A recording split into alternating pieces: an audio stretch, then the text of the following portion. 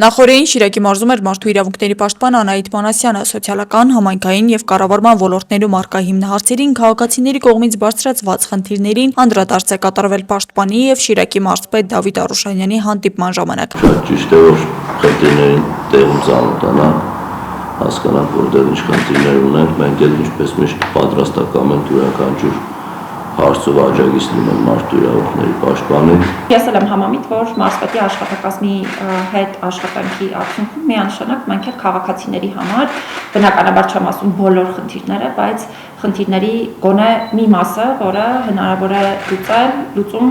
ստանում է, ու այս առումով շատ ուրախ եմ դրա համար,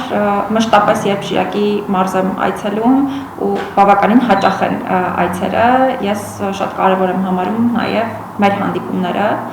ուզում եմ բայց նաև շեշտադրել, որ մեր աշխատակազմերն էլ